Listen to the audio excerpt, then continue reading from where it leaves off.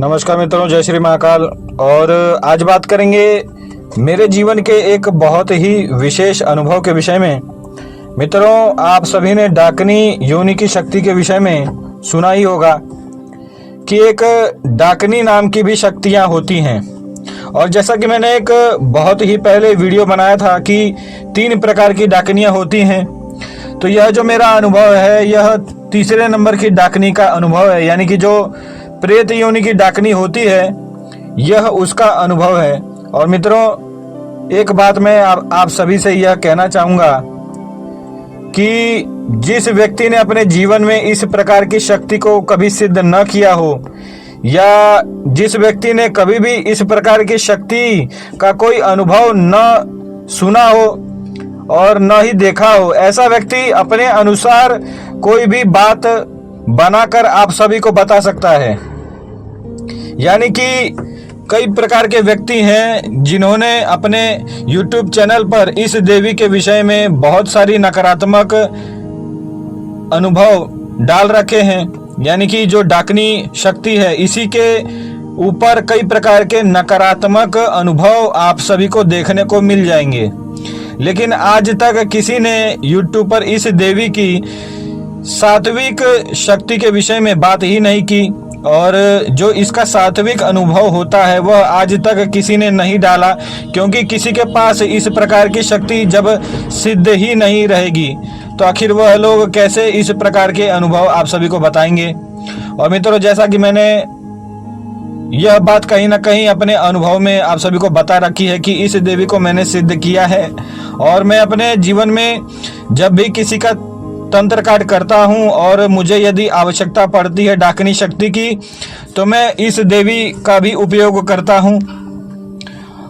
तो मित्रों, आइए इस अनुभव के विषय में बात करते हैं। मित्रों, यह आज से बहुत ही पूर्व काल का अनुभव है मेरे जीवन का। क्या हुआ था कि एक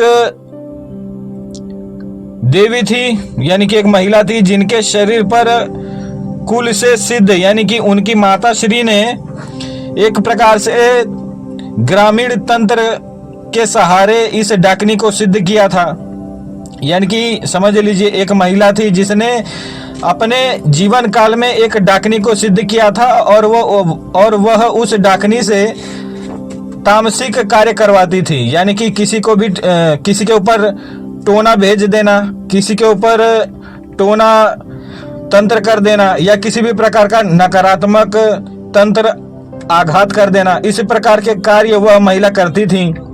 तो क्या हुआ मित्रों कि जब वह महिला बूढ़ी हो गई और उनकी बेटी जब बहुत ही जवान हो गई, यानी कि शादी करने की उम्र में आ गई, तो क्या हुआ कि वह जो डाकनी शक्ति उन्हें सिद्ध थी वह पलटकर उन्हीं की बेटी के ऊपर आ गई और उसी के शरीर पर रहने लगी। अब इसके बाद क्या हुआ कि जब उसकी शादी हो गई तो वह डाकनी को भोग स्वरूप में मांस चाहिए होता था और मदिरा का भोग वह लेती थी। यानी कि वह जो महिला थी जिसके शरीर पर वह डाकनी आ गई थी, उसकी माता श्री उस डाकनी को मांस और मदिरा का भोग प्रदान करती थी। तो क्या हुआ था कि कई समय से उसकी माता श्री ने उसे भोग प्रदान नहीं किया था, और एक प्रकार से वह अपनी सिद्धि साधनाओं की सेवा करना भूल चुकी थी, क्योंकि इस प्रकार की नकारात्मक शक्ति यदि किसी के नियंत्रण से बाहर हो जाए तो वह बहुत ही नकारात्मक प्रभाव दिखाती है। तब क्या हुआ कि इसकी सेवा न मिलने के कारण यह बहुत ही दुष्ट परिणाम देने लगी। उस लड़की के सांसारिक जीवन में बहुत सारी बाधाएं आने लगी। वह एक प्रकार से अपने पति से बहुत ही झगड़ा करती थी, और उसके पति का अच्छा खासा कारोबार था मित्रों। लाखों की संख्या में वह धन अर्जित करता था नित्य, यानी कि उसकी कमाई बहुत अच्छी खासी थी। लेकिन जब उसने उस लड़की से विवाह किया, उसके विवाह के कुछ दिनों बाद उस लड़की के शरीर पर जो डाकनी शक्ति थी उसके नकारात्मक प्रभाव के कारण उसका जो कारोबार था वह बहुत ही मंद हो गया। यानी कि उसके घर में किसी भी प्रकार का धन अर्जित नहीं हो पाता था। कारोबार में बहुत ही गिरावटें आ गई। कई प्रकार से भी चेष्टाएं करने के बाद यानी कि कई प्रकार के तांत्रिकों से भी वह मिले, लेकिन किसी भी प्रकार का हल नहीं हुआ।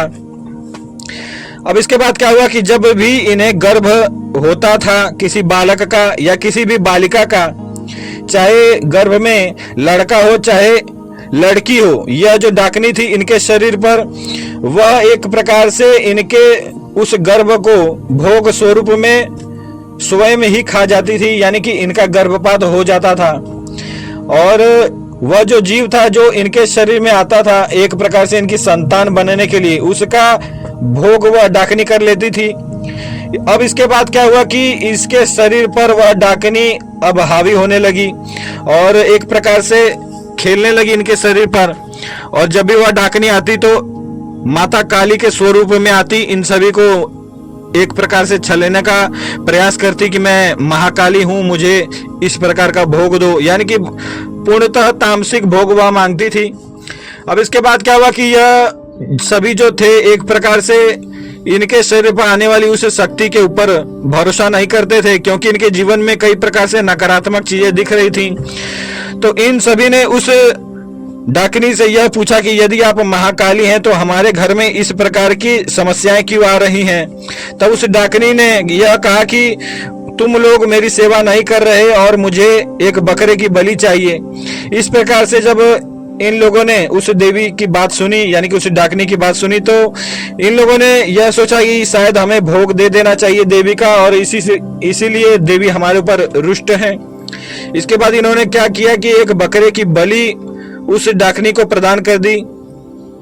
अब बलि प्राप्त कर लेने के बाद अचानक से वह डाकनी एक प्रकार से इनके ऊपर प्रसन्न हो गई और अचानक से इनके घर में धन दौलत और जो इनका कारोबार था इन सभी में अचानक से एक चमत्कारिक रूप से वृद्धि होने लगी। यानी कि इनके परिवार में धन से संबंधित जो भी परेशानियां थी वह तुरंत खत्म हो गई और कई प्रकार के धन लाभ भी इन्हें हुए। और इनकी संतान जो बार बार किसी कारणवश नष्ट हो जा रही थी, उसमें भी एक लाभ हुआ कि इन्हें एक बेटी हुई।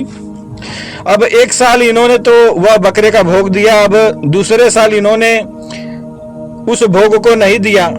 और यह सब इस विषय में ज्यादा जानकारी नहीं रखते थे कि इस प्रकार की शक्ति को हमेशा भोग देना पड़ता है, यानी कि हर साल भोग देना पड़ता है। अब क्या हुआ मित्रों कि एक दिन दीपावली की रात को वह डाकनी पुनः इस देवी के ऊपर हावी हो गई, यानी कि यह जो महिला थी इनके ऊपर हावी हो गई और एक प्रकार से सवारी लेने लगी। अब उसने कहा कि तुम लोगों ने मेरा भोग मुझे प्रदान नहीं किया और अब मैं तुम्हें दुष्ट परिणाम इसका दिखाऊंगी और तुम सबकी औकात तुम्हें याद दिलाऊंगी। अब इसके बाद क्या हुआ कि इनकी वह जो बेटी थी जो कि केवल 10 महीने की थी, वह क्या हुआ कि किसी तंत्र के आघात के कारण या आप कहें कि उस डाकनी के नकारात्मक शक्ति के प्रभाव के कारण इनकी वह बेटी एक रात में मृत्यु को प्राप्त हो गई, यानी कि वह सोई और अगले दिन उठी ही नहीं। अब इसके बाद इनके घर में बहुत ही बड़ा दुख हो गया, यानी कि एक प्रकार से आप समझ ही सकते हैं यदि किसी की 10 महीने की बेटी यदि मृत्यु को प्राप्त हो जाए तो इससे बड़ा दुख मेरे ख्याल से शायद किसी के लिए नहीं होगा, क्योंकि इतना बड़ा संतान का दुख शायद ही किसी को हो। और मित्रों इस प्रकार से जब इनके घर में एक मृत्यु हुई तब इन सभी ने हाथ जोड़ लिए और इन सभी ने यह निश्चय कर लिया कि मुझे अब किसी न किसी प्रकार से इस देवी से पीछा छुड़वाना है। अब इन्होंने कई प्रकार से तांत्रिकों के साथ संबंध, यानी कि कई प्रकार के तांत्रिकों से संपर्क किया और उनसे सहायता लेने की चेष्टा की, लेकिन यह एक प्रकार से बहुत ही उग्र स्वरूप धारण कर चुकी थी। कई प्रकार के बलि भेंट प्राप्त कर लेने के बाद शक्तियां जो होती हैं वह बहुत ही उग्र स्वरूप में हो जाती हैं और उनकी क्षमता जो होती है वह बहुत ही ज्यादा अधिक हो जाती है। ऐसी शक्तियों को नियंत्रित कर पाना हर किसी के वश की बात नहीं होती। अब इसके बाद क्या हुआ कि कहीं से इन्होंने मुझसे संपर्क किया और मुझसे संपर्क करने के बाद मैंने उस डाकनी को उस महिला के शरीर पर दोबारा बुलाया और मैंने उससे पूर्णतः पूछा, तो यह डाकनी मेरे सामने भी माता काली का स्वरूप धारण करके आ रही थी। तब मैंने इसे कहा कि मैं तेरे विषय में संपूर्ण जानकारी रखता हूं और मुझे छलने का प्रयास तू मत करना, क्योंकि मैं तेरी असलियत जानता हूं। तू माता काली नहीं है, तू एक डाकनी है।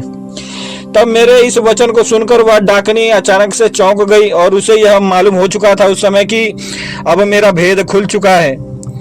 तब मैंने उस डाकनी के विषय में संपूर्ण जानकारी उस परिवार के मुखिया को दी, यानी कि वह जो महिला थी उनके ससुर जो थे उनको मैंने पूरी जानकारी दी कि यह एक डाकनी है और यह माता काली नहीं है।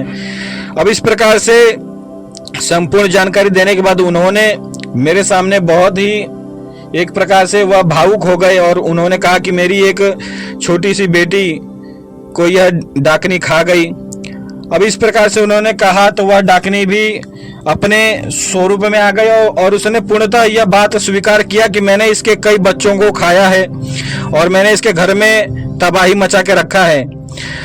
तब इसके बाद क्या हुआ मित्रों कि मैंने जो मेरे पास डाकनी देवी सिद्ध है उसी की सहायता से मैंने इस डाकनी को एक प्रकार से बंधित कर दिया और 1 साल तक फिर मैंने इस परिवार को कहा कि किसी भी प्रकार का भोग आपको नहीं देना है। और माता छिन्नमस्ता का एक स्वरूप है मित्रों, उनकी सेवा मैंने इस परिवार को दी क्योंकि यह एक बहुत ही प्रचंड डाकनी थी। इसे कई प्रकार के बलि भेंट प्राप्त हो चुके थे, इसीलिए मैंने 1 वर्ष का समय इस परिवार को दिया और 1 वर्ष तक मैंने इस परिवार को माता छिन्नमस्ता की एक सेवा प्रदान की, यानी कि 1 वर्ष तक इन्हें माता छिन्नमस्तिका की एक सेवा करनी थी। इसके बाद वह डाकनी संपूर्ण तरीके से नष्ट हो जाती, क्योंकि यह डाकनी इसकी माता के द्वारा सिद्ध थी। यह जो महिला थी जिसके शरीर पर यह डाकनी आ रही थी, इसकी माता ने इस डाकनी को सिद्ध किया था, इसलिए इसे पूर्णतः नष्ट करने में बहुत ही समय लगता। इसलिए मैंने 1 वर्ष का सेवा माता छिन्नमस्तिका का इस परिवार को दिया। तो मित्रों, यह एक बहुत ही प्रचंड अनुभव था और इसी प्रकार के दिव्य अनुभवों को प्राप्त करने के लिए मेरे चैनल को लाइक करें, शेयर करें, सब्सक्राइब करें। इस प्रकार के अनुभव आपको कोई नहीं बताएगा। डाकनी शक्ति के नकारात्मक प्रभाव आप सभी लोग बताएंगे, लेकिन सकारात्मक प्रभाव आप सभी को कोई नहीं बताएगा।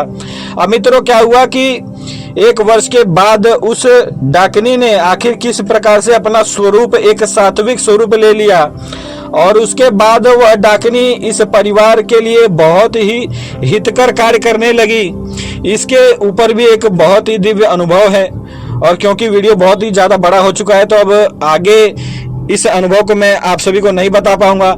इस वीडियो को यदि आप ज़्यादा से ज़्यादा लाइक करते हैं, शेयर करते हैं, तो इसका अगला अनुभव मैं आप सभी को जरूर बताऊंगा। तो मित्रों, यह था डाकनी का एक दिव्य अनुभव। इस अनुभव को ज़्यादा से ज़्यादा शेयर करें और इस चैनल को सब्सक्राइब करें। जय श्री महाकाल।